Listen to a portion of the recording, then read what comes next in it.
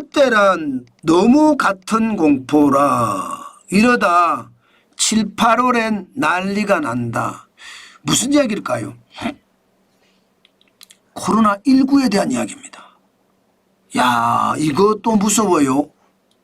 왜? 코로나19가 대한민국에서 지금 일주일 사이, 예를 들어 4월 20일에서 4월 26일 127명이 입원했습니다.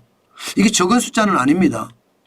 예. 그리고 4월 27일에서 5월 3일 115명이 입원했습니다. 여기에 5월 4일에서 5월 10일은 굉장히 많았어요. 146명이 입원을 했어요. 입원 환자. 그것도 전국의 병원급 의료기관 221곳 기준입니다. 5월 11일에서 17일도 100명이에요. 뭔가 코로나19의 환자가 계속 늘어난다는 이야기인가요? 지금 입원 환자만 산정한 수치예요. 만약에 확진자를 산정을 하면 어떻게 됐을까요? 확진자. 아마 생각보다 굉장히 많을 수도 있습니다. 예를 들어 말입니다. 지금 동남아는 난리거든요. 중국을 포함한 대만, 싱가포르, 중국만 하더라도 지금 18주자 양성률이 16.2%, 16.2%. 2024년 최고치에 근접 중입니다. 대만은 20주자 코로나19 확진자가 19,097명입니다. 싱가포르는 18주자 코로나19 확진자가 14,200명이 14,200명까지 갔습니다. 전주 대비해서 대만은 90% 증가, 싱가포르는 전주 대비 28% 증가예요. 우리나라도 말입니다. 이게 양성률이 굉장히 빨라져요. 코로나19의 바이러스 검출률이 4월 20일에서 28일 주에는 6.9%였습니다. 이게 떨어졌어요. 5월 4일에서 5월 10일은 2.8%로. 그러나 5월 11일에서 5월 17일은 지금 8.6%로 늘어나고 있죠. 뭔가 으스스한 분위기가 지금 시작이 될 수도 있다, 이런 생각이에요. 저는 진짜 두려운 게 과거 말입니다. 과거 코로나19가 엄청 날 때 말입니다. 그때까지 될까 봐 사실은 두려워요. 그 당시에는 하루에 말입니다. 코로나19의 확진자가 2만 명이 넘었었잖아요. 2월 2022년 보면 2만 명이 넘었잖아요. 지금 진짜로 많았다는 이야기. 하루입니다. 하루. 일주일이 아니고. 그런데 지금 신규 확진자가 늘어나는 거 과거에 어떤 데이터하고 지금 뭔가 닮아간다, 이런 얘기거든요.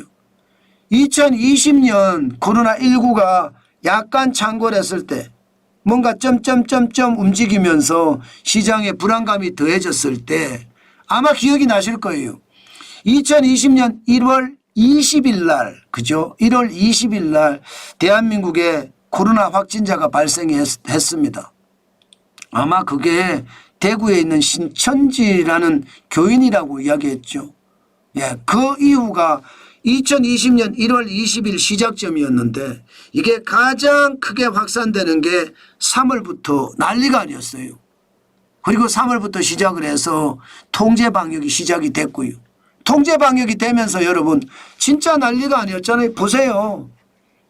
2020년 3월 22일부터 거리두기가 시작이 됐습니다. 거리두기가. 그러면서 말입니다. 통제 방역을 했는데 2021년 12월 6일에는 저녁 9시까지만 장사해라. 저녁 9시까지만.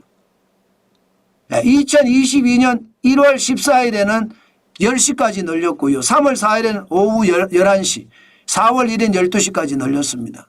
그리고 사적 모임도 이게 여러분 2021년 12월 6일에는 4명 이상 모이지 마라. 4명 이상. 그리고 2021년 1월 14일에는 6명, 3월 18일에는 8명, 그리고 4월 1일엔 10명이었고요. 4월 18일 해제가 됐거든요. 이런 시기가 올까봐 들어온 거예요. 그때랑 너무 같다는 이야기가, 그때는 코로나19가 창궐할 때고요. 지금 7, 8월 가면 진짜 심각해질 거다 하는 이야기는 이제 시작되는 시점이 오니까 2020년 1월 20일에 시작했던 것처럼 한 명의 확진자가 시작이 돼서 그 이후에 기하급수적으로 늘어났던 것처럼 지금 한 명, 두 명 늘어나는 게 이번 환자가 100명까지 늘어났잖아요. 100명까지. 140명도 왔다 갔다 하고요. 게다가 코로나19 바이러스 검출률이 8.1%가 8.6%가 됐으니까 10명 중에 한 명은 지금 검출이 된다는 이야기잖아요. 뭔가 이상하다 했을 때. 지금 그게 진짜 충격이란 이야기예요. 그때랑 같은 공포라는 게 그런 이야기고요. 지금 이대로 가다가는 진짜로 충격적인 일이 터질까 두렵다 이런 생각을 합니다. 여러분, 코로나는 미리 사전 대비해야 됩니다. 그리고 사전 대비하지 않으면 진짜 어려우실 거예요. 예, 그만큼 말입니다. 충격적이란 숫자예요. 저는요, 코로나19가 국민들에게 피해를 굉장히 크게 많이 끼쳤다. 극단적 위기가 대한민국 경제를 망쳤다. 저는 이런 생각도 합니다. 그렇지만 더 심각한 것은요, 통제방역이에요. 통제방역.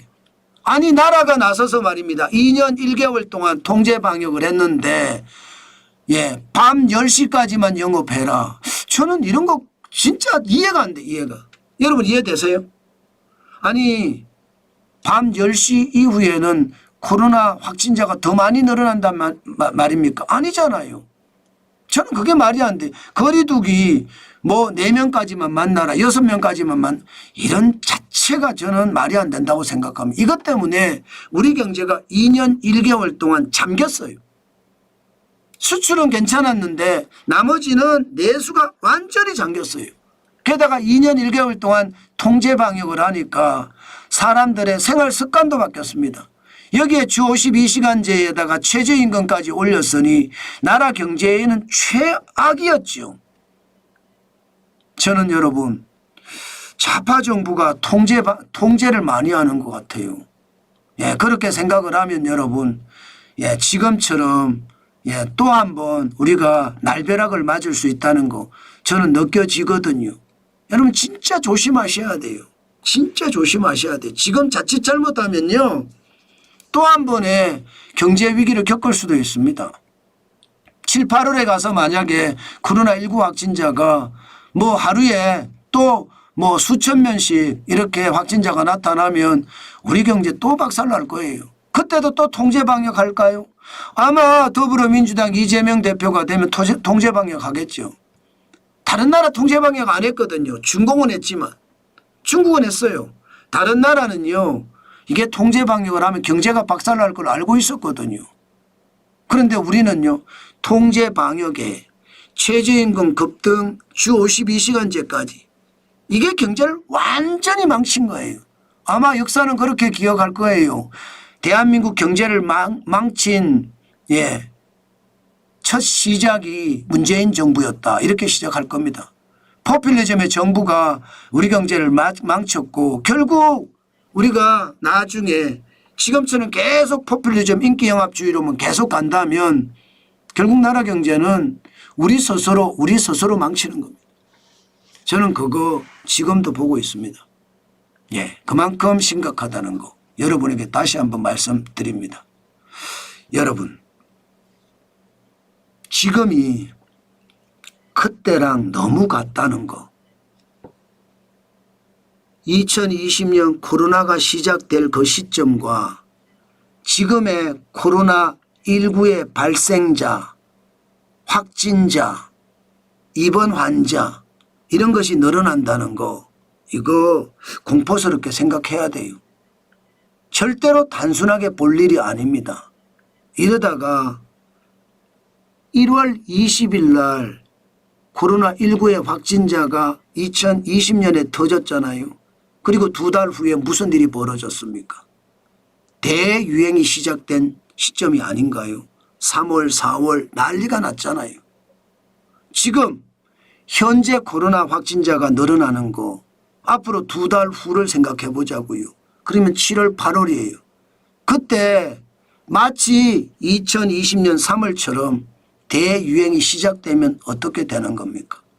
또 한 번 나라 경제가 휘청휘청 나라가 완전히 꼬부라지는 그런 사태를 맞지 않을까요?